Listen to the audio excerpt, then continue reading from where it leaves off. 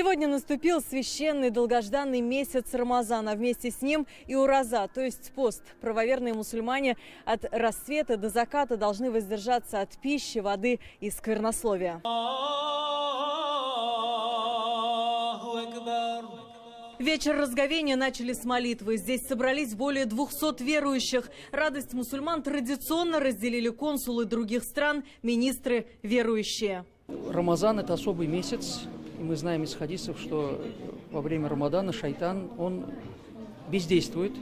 Так как говорится, когда «Ида дахаля Рамадан», когда наступает месяц Рамадан, «Футихат абуабуль джанна», открываются двери рая. Для всех мусульман этот месяц, он священный. Поэтому и то, что с Республикой Татарстан, здесь вот я тоже на это обратил внимание, очень много уделяется этому внимания. Все очень похоже. Знаете, я пребываю уже 3-й год в Казани. Мне душу греет только лишь даже название улиц, не говоря уже о другом чем-то. Через неделю начинается пост православный тоже, поэтому, видите, в этом году у нас совпадают у христиан и у мусульман посты. И это, на мой взгляд, знак, посланный Всевышним Господом. Татарстан является домом и для мусульман, и для христиан православных. И, слава Богу, на земле, наверное, не так много мест, подобных Татарстану, где люди живут в таком мире, согласии. Этот год в России объявлен годом семьи. При организации ифтаров это тоже учтут.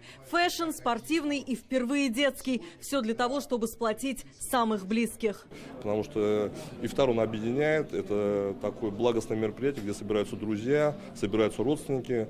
Ну и очень красивое это мероприятие, которое надо его развивать.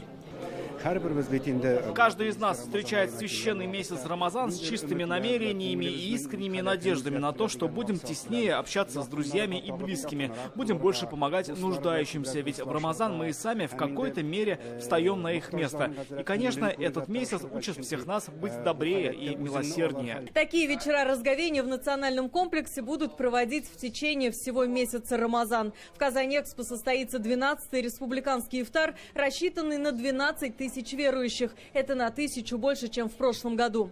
Предварительно он назначен на 29 марта. Большой ифтар пройдет под эгидой группы стратегического видения «Россия. Исламский мир». Его возглавляет Рустам Минниханов. На республиканское разговение приглашены федеральные гости, лидеры российской уммы и послы мусульманских стран.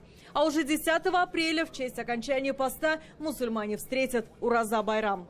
Алия Хайрудинова, Адель Миндубаев, ТНВ, Казань.